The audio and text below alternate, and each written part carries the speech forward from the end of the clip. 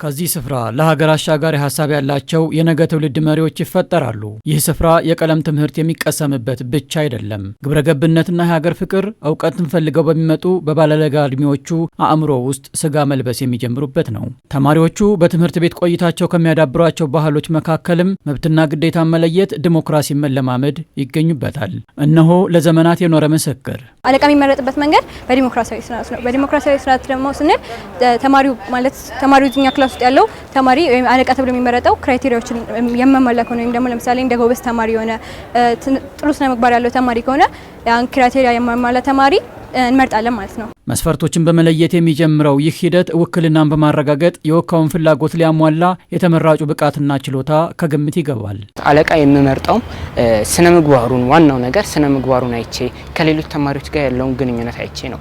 ሁለተኛ ደግሞ የትምህርት ደረጃውን አይቼ የሌሎቹንም ያስተምራል ወይ የተማረውንም ሼር ያደርጋል የሚለውን አይቼ ነው። ከዛ በተማሪዎች መሀል ያለው ተቀባይነትንም ቼክ እናደርጋለን ማለት ነው። ይህ ሂደት ትውልዱ ለነገ ለመራጭነትም ሆነ ተመራጭነት ሲደርስ መብትና ግዴታውን ጠንቅቆ እንዲያውቅ በዲሞክራሲ ተሳትፎ ውስጥም ንቁ ተሳትፎ እንዲኖረው በማስቻል ነገን የተቃና የማድረግ ድርሻ አለው። በብዙ ተማሪዎች ተቀባይነት ያገኘ ተማሪ ነው የሚመረጠው።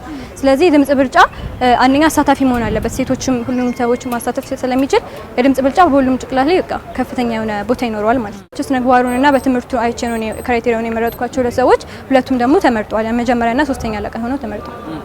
እኔ እንዲሆን የፈለኩት ሰው ተሳክቷል። ምክንያቱም በትምህርት ደረጃውም ጎበዝ ባይባልም መካከለኛ ነው። ከዛም በስነ ምግባር ደረጃም ከሁሉም ሰው ያለው ግንኙነት በቃ አሪፍ ነው ማለት ነው። የሚጠላው ሰው የለም፣ ግን የሚወዱት ይበዛሉ ማለት ነው። የኔ ድምጽ ዋጋ አለው። እኔ ፈለኩት ቢሆንም ባይሳካም ቢሳካም ማለት ነው። ቢሳካም ደስ ብሎኝ ይቀበላል፣ ባይሳካም አሜን ብዬ ይቀበላለሁ ማለት ነው። ሀገር በትውልድ ቅብብሎች ስትገነባ መሰል ሂደቶች ትውልዱ በቀጣይ በሚኖረው የመራጭነትም ሆነ ተመራጭነት የፖለቲካ ጉዞ በቂ ግንዛቤ እንዲኖረው ያስችላል። ምርጫ መደረጉ አይቀርም። የተለያየ ፍላጎታችንም ተግባራዊ ማድረጋቸው አይቀርም። ስለዚህ ድምጽ ዋጋ እንዳለው ችግሮችን መፈታት ያለባቸው በውይይት በመግባባት መጨረሻም ደግሞ በድምጽ እና ድምጽን አምነው ከመሄድ አንፃር እዚህ እየተለማመዱ ከሄዱ ከፍም እያሉ በሚሄዱበት ጊዜ በኮሌጅ ሌቭል ሊሆን ይችላል። ቀጥሎም ደግሞ የተለያዩ ሙያም ስራም ላይ በሚሰማሩበትም ጊዜ እዛም አካባቢ ምርጫም ላይ እጩ ሆነው ተመራጭም ሊሆኑ ይችላሉ እና በዛ አግባብ ይሄንን እየተለማመዱ ከሄዱ በቃ ዴሞክራቲክ የሆነ ሲቲዝንስ ይኖራል ብዬ ነው ማስበው። በትምህርትና በጉብዝናቸው እና በስነ ምግባራቸው ነው የመረጥኳቸውና ስናድግም ደግሞ በሀገር ደረጃ የምንመርጠው ጊዜ ያንን እኛ የፈለግናቸውን ክራይቴሪያዎች የሚያሟሉ እንደዛ አይነት ነገሮችን ተላምደን ስለምንመጣ ይቀልልናል ማለት ነው ዲሞክራሲ። በዚህ እድሜያችን እኛ የድምጽ ዋጋችን አንዳንዶቻችን ላንረዳቸው እንችላለን። ከዛ ግን ቀስ በቀስ እንዲህ መምረጥ ሲችል አሁን ቀደም በአንድ ድምጽ ዋጋ ራሱ ልዩነት ሊኖር ይችላል። ስለዚህ የአንድ ሰው ድምጽ ዋጋ ልዩነት እንዳለው መረዳት አለብን ማለት ነው። አንዳንድ ሰው እኔ ምን አገባኝ እኔ በመርጥ ባልመርጥ ያው ነው የሚሆነው ብሎ ያስባል። ግን እንደሱ መሆን የለበትም። የሁላችንም የድምጽ ዋጋችንን ማወቅ አለብን። የነጋችን ተስፋችንን ሊለውጥ እንደሚችል መረዳት አለብን። ዜጎች በውሳኔ አሰጣጥ ላይ ያላቸው ሚናም እንዳድግ ሲያስችል በምርጫ ሂደት ውስጥ አሸናፊና ተሸናፊ መኖሩን በማሳየት ውጤቱንም አክብሮ አብሮ መስራትን ያስተምራል። የዚህ ልምምድ ጅማሮ ቤትና ትምህርት ቤት ቢሆንም መዳረሻው ሀገር ነው።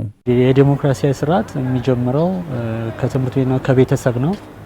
ስለዚህ ልጆች ደግሞ ይሄን ኤክሰርሳይዝ እያደረጉ በሄዱ ቁጥር እየተለማመዱት ነው የሚመጡት።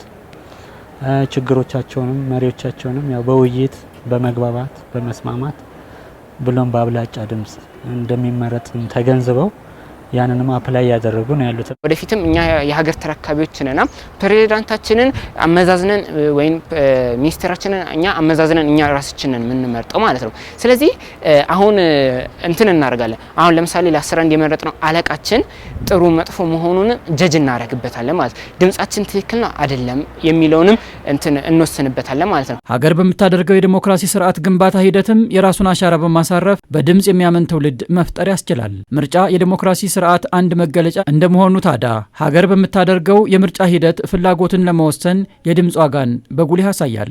ዲሞክራሲ ሂደት ደግሞ እያንዳንዱ ዜጋ የራሱን አበርክቶና ተሳትፎ ሲያደርግ ለምርጫውም ለፖለቲካውም ለዲሞክራሲውም ሂደት ዜጋው በራሱ ዋጋና ማድረግ የሚገባውን ሲያደርግ ጭምር ነው ዲሞክራሲ የሚያድገውም የሚበለጽገውም። በተዋናይ ብቻ ሳይሆን በፖለቲካ ተዋናይ ብቻ ሳይሆን ዲሞክራሲ በህዝብና በዜጎች ተሳትፎ ነው የሚያድገው። ስለዚህ የዜጎች የምርጫ ካርድ ዋጋው እንዲህ በቀላል የሚታይ አይደለም። ስልጣን በድምጽ ብቻ የሚገኝ እድል እንዲሆን የተጀመሩ የዲሞክራሲ ባህልን የማጽናት ስራዎች ውጤት ያመጡ ዘንድ መሰል የዛሬን ነባራዊ ሁኔታና የነገ የሀገርና የትውልድ ዕጣ ፈንታ በሚገሩ ጉዳዮች ላይ በትኩረት መስራት ውጤታማ ያደርጋል።